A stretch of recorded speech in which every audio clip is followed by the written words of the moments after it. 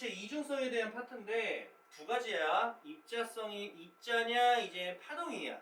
이게 입자로 판단하려면 어떤 의미를 갖고 있어야 되고 아니면 파동이라는 걸 판단하려면 어떤 의미가 있어야 되는지 그 의미를 좀 판단하는 부분이고요. 역사적인 부분은 간단하게 좀 알고 계시면 좋아요.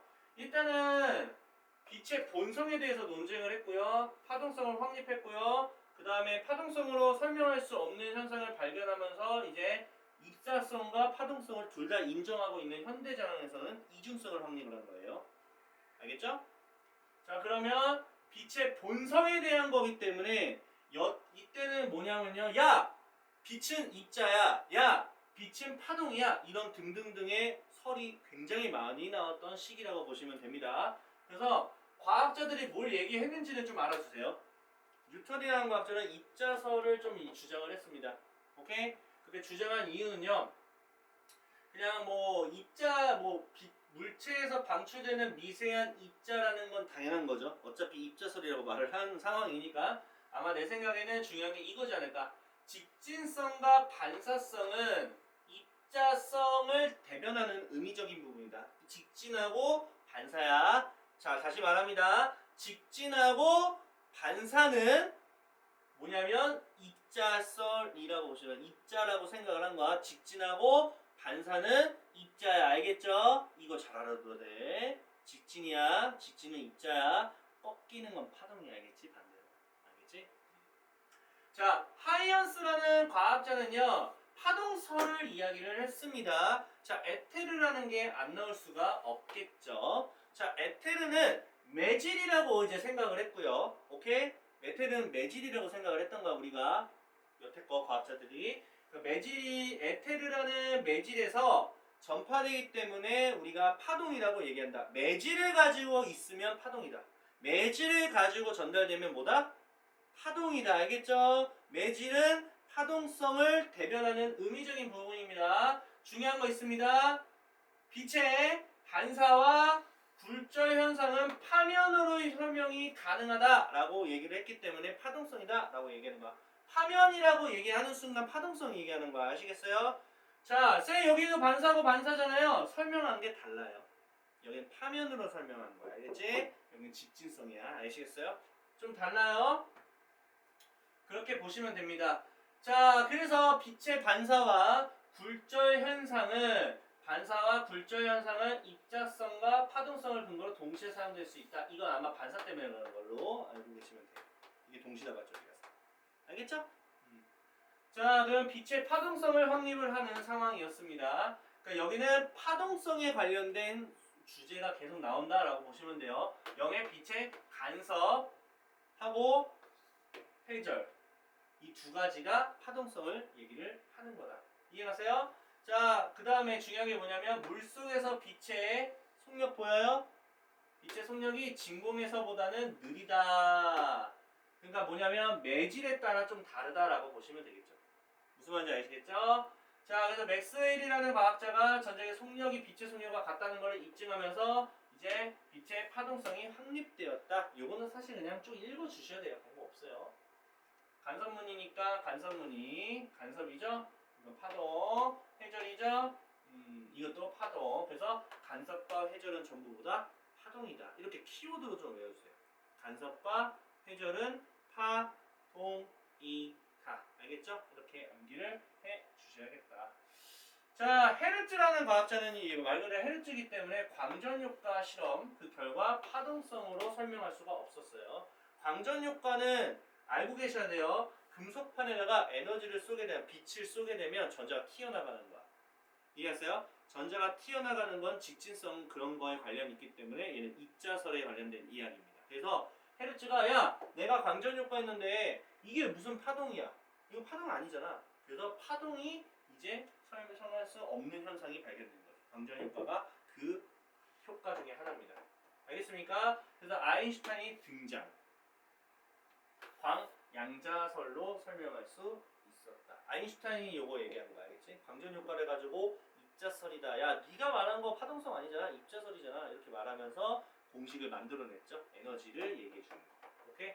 아마 광전효과는 굉장히 중요합니다. 이건 뒤에서 배우기 때문에. 아시겠어요? 그래서 키워드로 좀 외워두세요. 반드시 알아야 돼요. 입자설의 의미적인 게 뭔지 아니면 파동설의 의미적인 게 뭔지를 판단하셔야 되고 실험적인 것도 아셔야 돼요. 현대에서는 둘 다 인정하고 있는 상황이에요. 현재. 아시겠어요? 그렇게 보시면 됩니다. 자, 보겠습니다. 광전효과에 대한 이야기인데요. 광전효과는 눈을 강조하지만 입자설에 입각한 현상이다 보시면 되는 거예요. 금속 표면에 이제 에너지를 쏘게 되면은 전자가 그 에너지를 얻어 튀어나가는 현상을 광전효과라고 합니다. 자, 입자성과 파동성의 간단한 이야기가 있는데요. 입자성은 아무래도 직진성이 관련해 있기 때문에 그림자가 지입니다. 그림자가 져지겠죠. 우리가 그림자가 져지는 이유가 뭐야? 빛이 직진성을 띠니까 그림자가 지는 거예요. 자, 그래서 이거는 입자성이라고 보시고요. 파동성은요, 간섭과 회절 현상이 나타나면은 우리가 파동이라고 얘기를 합니다. 반드시 아셔야겠다. 아시겠죠? 간섭과 회절은 이미 배웠잖아, 맞지? 자, 파동설, 간섭과 회절 현상이죠. 그거에 의해서 예상을 한번 해봤고 실험 결과랑 뭔가 비교를 한 부분이라고 보시면 되는데, 자, 광전효과 실험 결과 빛의 파동설에 의한 예상과 일치하지 않았다. 그러니까 입자성이라는 얘기야. 결론적으로는. 자, 무슨 예상을 했느냐 이런 겁니다. 빛의 세기만 충분히 세기만 한다면 진동수 입장에선 좀 작아져도 광전자가 방출되어야 한다라는 거야. 그러니까 빛의 세기가 충분히 세다는 얘기는 좀 최대한 많이 준 게 아니라 적당껏 줬어. 오케이? 적당껏 줬어도 이제 진동수가 작기만 해도 광전자가 방출되어야 된다. 이게 파동설에 의한 예상이었다라고 보시면 되는 거예요. 자, 그래서 결론적으로는 현황 결과 어떻게 됐냐면 진동수 있잖아요. 진동수가 작아도 나와야 되는데 안 나왔어. 진짜 단순하게 보시면 돼요. 진동수가 작음에도 불구하고 안 나왔다고.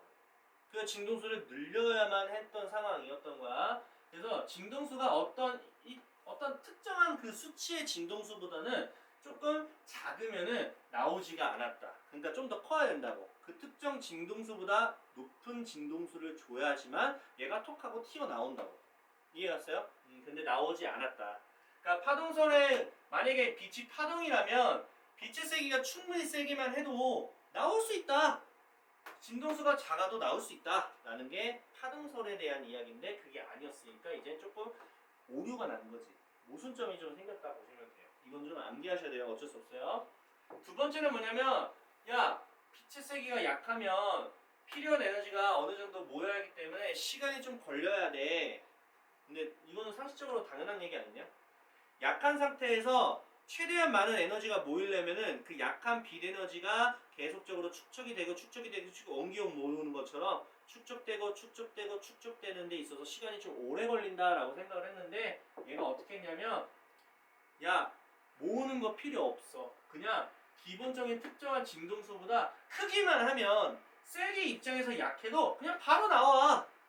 굳이 모아지지 않는다. 모을 필요가 없다라는 거고, 이번에 빛의 세기가 클수록 에너지가 크므로 최대 운동 에너지도 커야 된다라고 얘기를 했거든요. 그런데 야, 방출되는 광전자는 운동 에너지하고 빛의 세기가 아무 관계가 없어. 뭐와 관련돼 있어? 빛의 진동수가 클수록 큰 거지 저거랑 빛의 세기하고 관련이 없어 라고 얘기를 하는 거예요. 그러니까 이제 계속 모순점이 생기다 보니까 파동설이 아니라 광전효과가 입자설이다 라고 얘기를 해주는 거예요. 자, 그래서 광양자설이 뭐냐면 아인슈타인이 이렇게 얘기한 거야. 야, 그러면 광전효과는 야 파동설이 될 수가 없잖아. 그러니까 파동설로 설명이 안 되는 거잖아. 맞습니까? 그렇기 때문에 파동설을 설명할 수 없는 이 광전효과 실험 자체를 설명하기 위해서 빛을 광자라고 얘기를 명칭을 한 거야. 그러니까 뭐냐면 광자라고 딱 하는 순간 입자야. 광자잖아, 광자. 입자 아니야, 입자?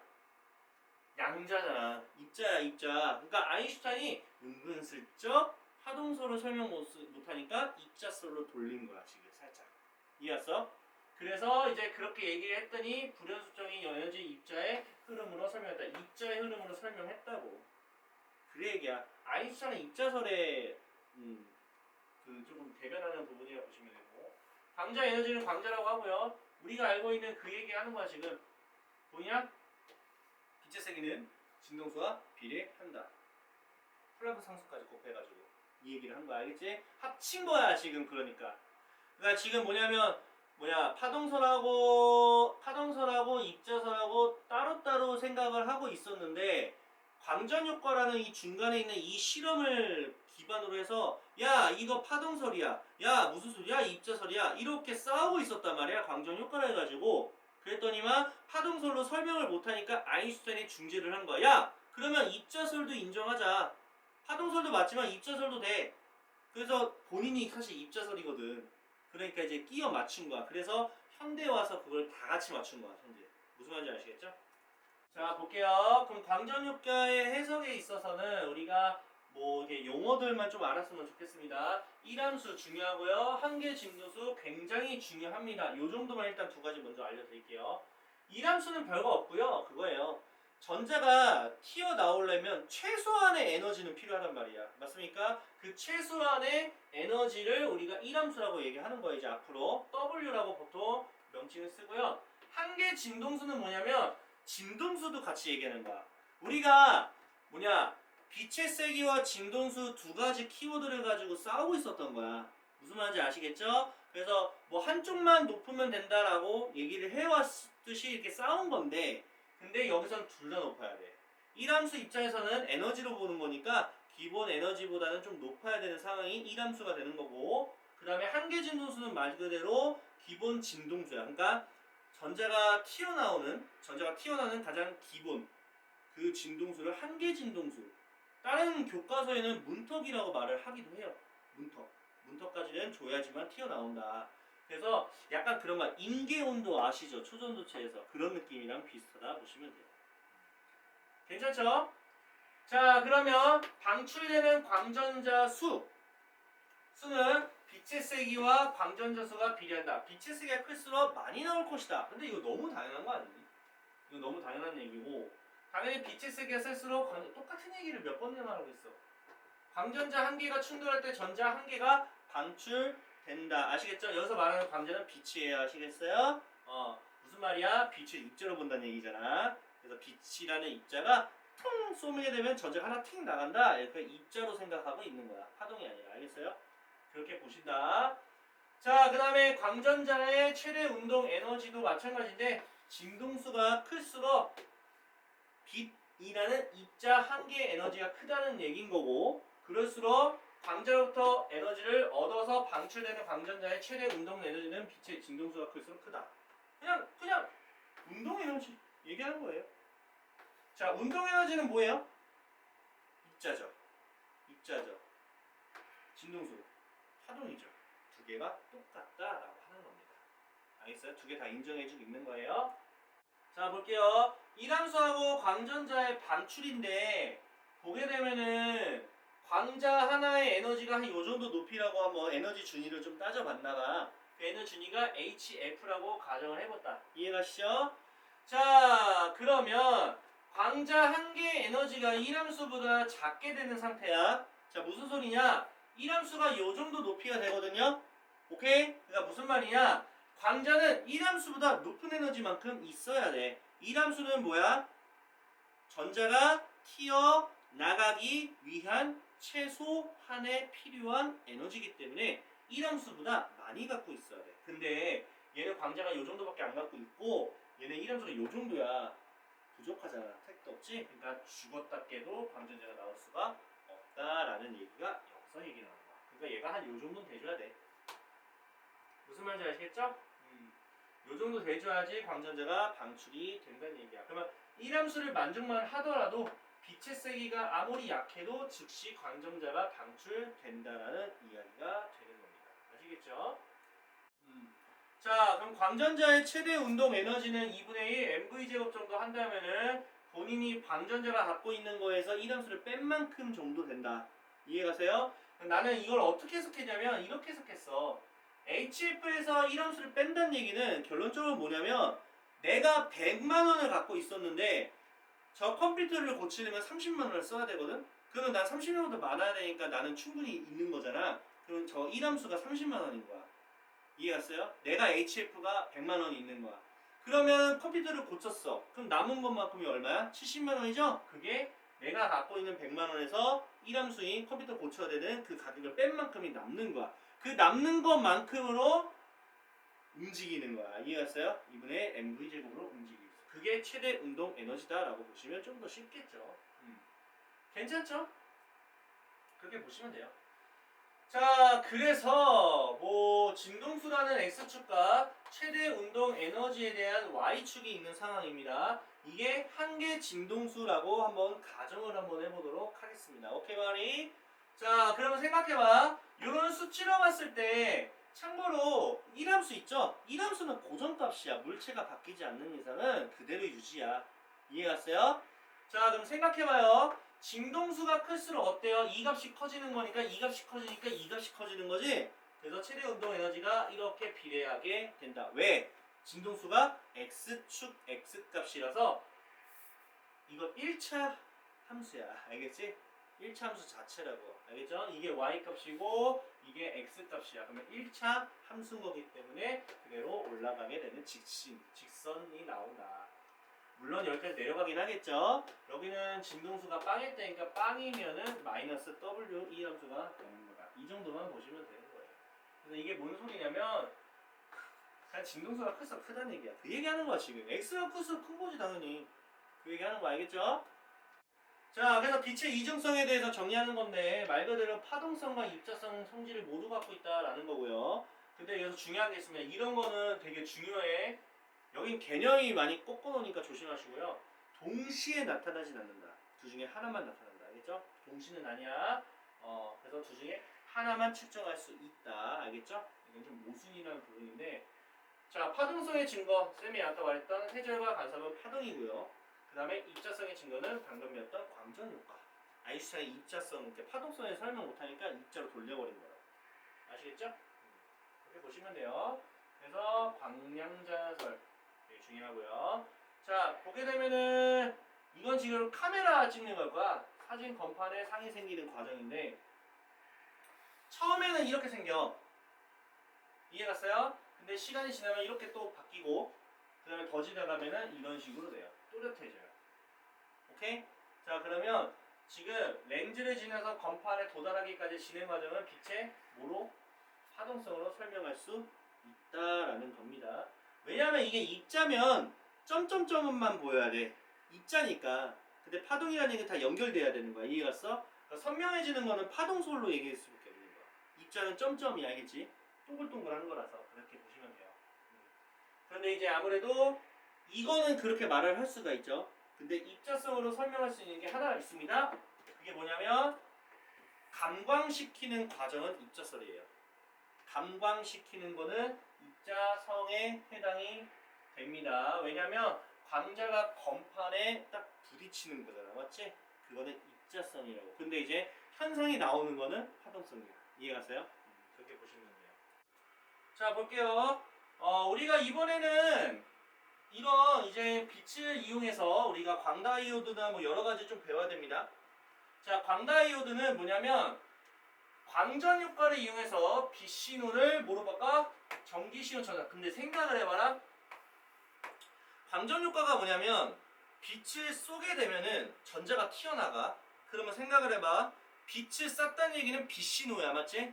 전자가 나갔다는 얘기는 전기가 통하기 때문에 전기 신호가 되는 거야. 그래서 빛을 쏘면 전기가 되는 거지. 그래서 우리가 그걸 광전 효과라고 하고 그걸 이용해서 이제 빛을 가지고 뭘 만들어? 전기 신호로 만들어 주는 거예요. 알겠어요? 다이오드가 전기 신호잖아, 맞죠? 그렇게 해서 빛 신호를 전기 신호로 전환하는 게 광 다이오드다라고 생각하시면 됩니다.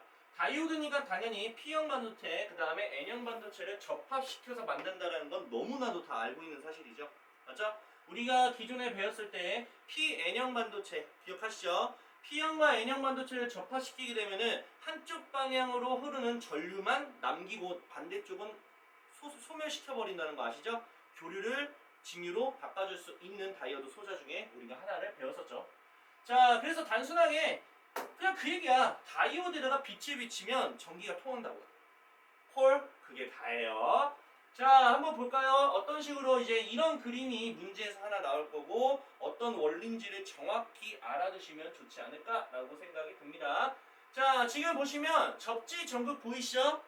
당연히 전자가 튀어나가면 전류가 흐를 라인은 좀 잡아줘야 되니까 이렇게 전극에 이렇게 딱 접지를 시켜줘야겠죠. 자, 그러면 아래쪽에는 파스티브인 P형 반도체, 위에는 네거티브인 N형 반도체가 이렇게 접합되어 있는 광다이오드고요. 당연히 광전 효과이기 때문에 금속을 연결해줘야 되는 건 너무 당연하죠. 무슨 말인지 아시겠죠? 자, 그러면 여기 N형 반도체가 파스티브, P형 반도체가 되어 있는데요. 맞죠? 그러면 전자가 이쪽을 향해서 가는 건 아시죠? 밑에 쪽으로는 양봉이 가고 위에는 전자가 가는 건 너무 알고 있죠? 이쪽으로는 전자 방향이에요. 전자의 방향은 위쪽이다. 알겠죠? 위쪽은 전자 방향이다. 그러면 전자가 바깥으로 이렇게 위로 올라가려면 전자가 바깥으로 나갈 수 있는 뭔가 틈을 만들어줘야 돼. 그 틈이 뭐야? 빛을 쏘면 전자가 나가겠지. 맞지? 그래서 빛을 쏘게 되면 금속에 있는 전자가 나가면 여기 빈 공간이 생겨요? 안 생겨요? 생기겠죠. 이걸 누가 메꿔줘? 여기는 N형 반도체에 있는 전자가 메꿔주기 위해 위로 올라갑니다. 이해갔어요? 이게 전기는 신기하게 그거예요. 평상시에 아무 일도 없었다가 틈새만 생기면 그 틈새를 메꾸기 위한 기본적인 성질이 있어. 전기는 전자라는 녀석이 편안하게 이 공간 안에서 아무렇지도 않게 놀고 있어. 이때는 전기가 흐르지 않는 상태란 말이야. 근데 구멍이 나 있으면 전자가 그걸 메꾸려고 나간단 말이야. 그러면 그쪽 반대쪽으로 전류가 흐르게 돼요. 이해갔어요? 그래서 그런 거 못 느껴봤나? 우리가 그런 거야. 솔직히 생각해보면 콘센트 니네 그냥 꽂아놓고 그냥 아무렇지도 않게 살잖아. 콘센트에 꽂아놓는다고 해서 니네가 뭘 사용하는 것도 아니야. 전기를 쓰는 게 아니라 그냥 꽂아놓고 끝이란 말이야. 맞지? 그때는 전류가 흐르지 않고 있어. 근데 저 전선에다가 칼로 살짝 도려내잖아. 그러면 이제 거기서 누전이 일어나죠. 그쪽 틈새가 생겨서 전자가 나간다고. 그게 누전이라고 하는 거야. 누전되면 이제 그쪽에 전류가 흐르면 어떻게 됩니까? 타겠지? 그래서 불이 나는 거야. 그게 누전이라고 보시면 돼요. 이해갔어요? 틈새만 생기면 전자가 그걸 메꾸기 위해 간다. 이게 가장 기본 특징이에요. 그것만 아시면 돼요. 그래서 얘가 전자가 움직이고 흔들게 흐르려고 한다면 여기 틈새를 만들어줘야 돼. 어떻게? 광전 효과에 의해서 빛을 쏘면 전자가 나가서 틈새를 만들어주겠죠? 그러면 전류가 샤 흐르게 되는 거야. 이해갔죠? 자, 그래서 이 방향을 좀 기억하셔야 돼요. 이게 네모네모 쳐가지고 그림 나와 있고 어디가 P형이고 어디가 N형인지, 혹은 방향을 이쪽 방향 기억, 이쪽 방향 니은 해서 전류 방향이 어디 쪽이고 전자 방향이 어느 쪽이냐 이거 질문할 수도 있어요. 그래서 내가 이쪽 오른쪽 위로 올라가는 건 전자의 이동 방향. 전자가 위로 올라간다면 전류는 반대 방향이 되겠지. 아래쪽으로 전류가 흐를 겁니다. 이해했습니까? 이거 알고 계시면 좋겠다. 자, 이걸 확대해서 이런 개념이죠. 자, 광자가 이렇게 와가지고 땅 치면은 여기 빈 공간이 생기고요. 여기서 이제 전자가 튀어나가겠네. 맞지? 이런 식으로 나가게 됐다. 그렇게 보시면 됩니다. 축하드립니다. 이제 드디어 CCD를 배울 때가 됐습니다. CCD, 전압, 결합, 소자라고 합니다. 소자라고 하면 그냥 재료야. 요만한 재료야. 알겠죠? 우리가 말하는 화소 있죠? 그 화소가 이 새끼들이에요. 요 하나하나가 화소야. 오케이? 100만 화소. 얘가 100만 개 있으면 화소가 100만 화소. 이해하시죠? 자, 아주 작은 화소인 수백 개의 광 다이오드가 규칙적으로 배열된 반도체 소자다. 당연히 어디 있겠어? 디지털 카메라에 있습니다. 지금 저 디지털 카메라에 이렇게 광전 효과를 해서 영상적으로 기록한다. 자, 그래서 보게 되면은 당연히 빛을 모으는 게 있어야겠죠. 구조만 볼게요. 마이크로 렌즈라는 게 있습니다. 자, 이거는 이제 그림상으로 봐야 돼요. 나도 이거 분해해보고 싶은데. 지금 보면은 여기 마이크로 렌즈라는 게 있습니다. 아시겠죠? 이걸 분해하는 과정을 볼까? 어디 보자. 이 분해하는 과정이 딱히 나오진 않네. 뭐 어쨌든 이런 거 많이 보지 않았냐? 이거 어제 보지 않았어? 이거 그 삼성전자 막 관련된 뉴스 나오면 맨날 그 삼성전자에서 반도체 만드는 그 공장에서 찍고 붙이고 그리고 이런 안에 보면은 부품 중에서 이렇게 생겨먹은 것도 되게 많아요. 오케이? 그래서 이걸 우리가 CCD라고 해. 이렇게 생겨먹은 거야. 아시겠어요? 그래서 이거를 분해를 하면 요거 하나 보이고 이거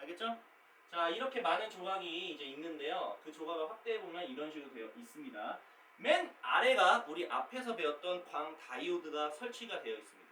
이해가시죠? 왜냐하면 빛이 들어오게 되면은 이걸 이제 전기 신호로 바꿔줘야 되기 때문에 마지막 쪽에 있어야 돼. 알겠지? 그럼 그 위에 뭐가 있냐? 색깔을 구분할 수 있는 필터가 있습니다. 필터.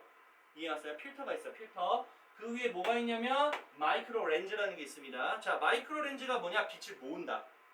빛을 모은다. 오케이? 약간 우리가 그런 거죠.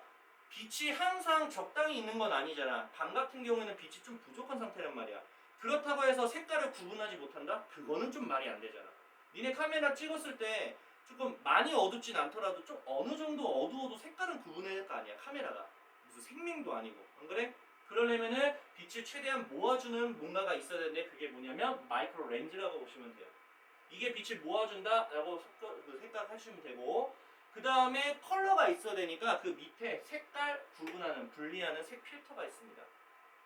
이해했어요? 색깔을 구분할 수 있는 색 필터가 있고요. 그 다음에 그 아래쪽에 이제 수백만 개의 광 다이오드로 구성이 되어 있다. 이 한 개를 우리가 CCD 구조라고 합니다. CCD예요. 그러니까 CCD 안에는 이 세 개짜리 세트가 졸라 많다고. 알겠어? 그렇게 보시면 됩니다. 그래서 이렇게 CCD에 이제 빛이 땅땅 엄청나게 많이 들어가겠죠? 그러면 그 순간적으로 빛이 쫙 들어오게 되면은 그 카메라가 렌즈가 비치고 있는 거에서 빛이 들어오면 그 빛을 색깔을 막 알아서 얘네가 구분해서 전기신호로 싹 다 바꿔가지고 이제 우리가 사진으로 딱 볼 수가 있는 거예요. 무슨 말인지 알겠죠? 약간 화소 느낌이고 약간 이렇게 생각하면 되기도 해요. 니네 그림판 알죠? 그림판에 픽셀 알아? 픽셀 알죠? 픽셀이 뭐냐면 이런 거야. 말 그대로 이렇게 동그란 모양이 있었어. 이렇게 동그란 모양이 있었어. 근데 그림판을 확대를 해보면 이렇게 그림판의 사진을 쫙 확대하면 네모칸 같은 게 되게 많아. 다다다다다 모자이크처럼. 오케이? 그 하나하나가 픽셀인데 그 픽셀이 많으면 많을수록 우리가 요 라인이 굉장히 깔끔하게 떨어지거든? 이해갔어요? 근데 그 픽셀이 적으면은 이게 약간 무슨 마인크래프트처럼 약간 이렇게 네모네모하게 좀 떠 있는 거죠. 그래서 그 화소가 높으면 높을수록 라인이 굉장히 깔끔하게 선명하게 나온다라고 우리가 표현하는 거예요. 자, 이게 원리인데 일단 빛이 들어와. 마이크로 렌즈를 통해서 빛이 모아질 겁니다. 색 필터를 통해서도 들어오겠죠? 그러면 광 다이오드까지 밑에 내려가면 광전 효과가 될 겁니다. 그럼 전자가 튀어나가야 하나요? 나가겠죠. 그러면 각각의 화소에서 발생하는 전하의 양이 좀 달라지겠죠. 맞습니까? 그 전하의 양이 이제 뭘로? 전기신호로 바꿔준 뒤에 된다라고 보시면 되고요. 그러니까 빛의 세기가 셀수록 뭐한다? 전자가 많이 발생한다. 그러니까 뭐냐면 모든 화소에다가 전기신호가 다 발생하는 건 아니고 그 화소에 따라서 그 필터라는 게 있었다고 했잖아. 그 필터라는 것 때문에 어떤 필터는 빛을 그대로 다 받아들이고 어떤 필터는 막혀가지고 필터로서 이제 그냥 다 막아주는 거지. 그럼 전하량이 조금 적은 상태일 거야. 그러니까 그런 걸로 플러스 마이너스로 해가지고 이제 이쪽에는 색깔을 나오게 하고 이쪽엔 어둡게 하고 이쪽엔 밝게 하고 이런 식으로 얘네가 체크를 한다는 얘기야. 컴퓨터처럼. 무슨 말인지 아시죠? 이게 다 받으면 안 되지. 그럼 다 밝아버릴 거란 말이에요. 이해갔어요? 그래서 우리가 보통 카메라 렌즈에서 빛을 좀 진짜 많이 빛을 많이 받기 위해서 ISO라고 있어. 그 DSLR 카메라 보면 ISO라는 수치가 있거든. 그 수치가 뭐냐면 빛을 얼마만큼 모을 것이냐 그 수치라고 보시면 되는데 빛을 ISO를 최대한 높이게 되면은 진짜 화면이 다 하얘. 왜 하얗냐면 적당히 양으로 받아들여야 그 중에서도 받을지 말지 피터들이 결정하는데 너무 많이 받아버리게 되면은 원래 안 받는 그 화소도 받게 만들 수밖에 없어. 그래서 다 밝은 거야. 그렇게 보시면 돼요. 적정선은 좀 있어야 된다는 얘기야. 자, 그래서 이렇게 보게 되면은 지금 우리가 CCD를 배우고 있잖아요. 여기 전극들이 있는데 뭐 0도 있고 플러스 00 이런 식으로 존재 있어요. 자, 한번 읽어볼까요? 지금 A, B, C, D 순서대로 나열이 되어 있는데 전극 B에 플러스 극에 전압을 가해서 전자가 모여있는 상황이다. 그러니까 플러스 전압이라고 보시면 돼요. 여기는 전자가 모여있지 않은 상태입니다. 그림상으로도 전자가 이쪽에만 모여있는 거 지금 너무 잘 보이죠? 자, 그러면 지금 인접한 C, 이 C에 플러스 극의 전압을 동시에 가게 되면은 전자가 두 개 보인다. 그러니까 뭐냐면 전압을 가해진 장소에만 전자가 그쪽으로 붙는다는 얘기야. 알겠어요? 전압이 가해진 곳에만 전자가 붙는다는 얘기라 보시면 됩니다. 자, 이번에는 B의 전압을 0으로 하게 되면 B는 전압이 빵이 되는 거지, 말 그대로. 오케이? 그러면은 결국에는 전극에 이제 C에 붙을 수밖에 없다. 오케이? 이게 무슨 뜻이냐면 여기는 B에만 전압을 넣어준 거고 이거는 동시에 넣어준 거고 동시에 넣어준 상태에서 B를 0으로 바꿔버린 거야. 그러면 여기 있던 전자들이 여기 있을 필요가 있을까요? 없겠죠? 그래서 이쪽으로 이동한다는 얘기야.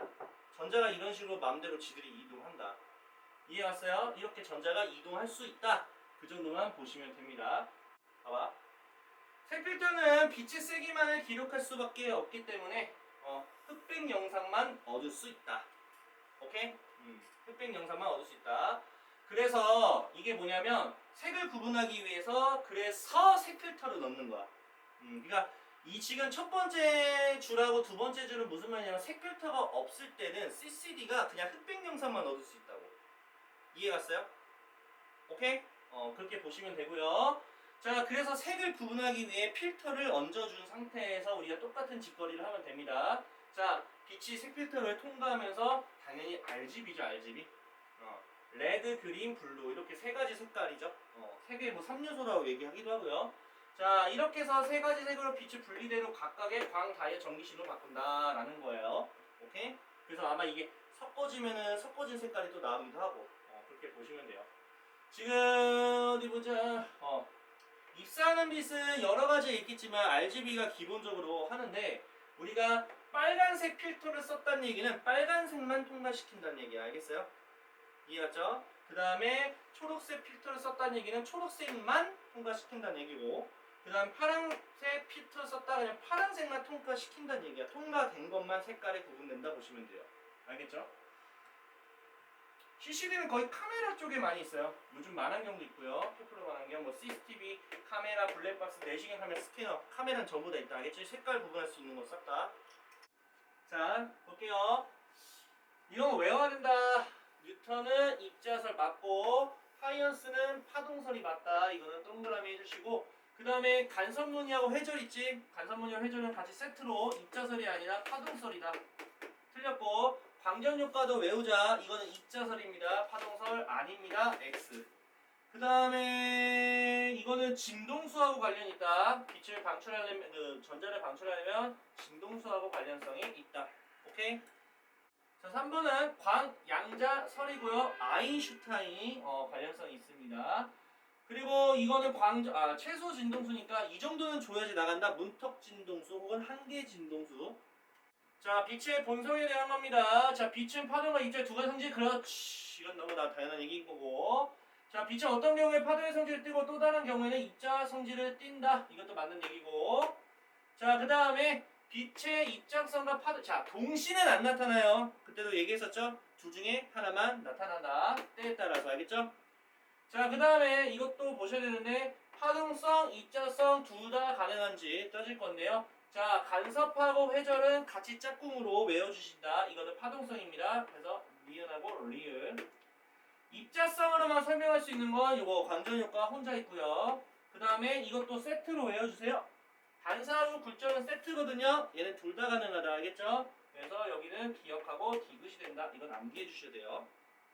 자, 이건 누가 봐도 CCD죠? 그렇죠? 전원 뭐 결합소자라고 하죠. 자, 이거는 그거 방전 효과를 이용하여 빛 신호를 전기 신호로 전환한다. 그 정도만 하시면 되고요. 사실 이것보다는 원리가 나와요. 실제로는.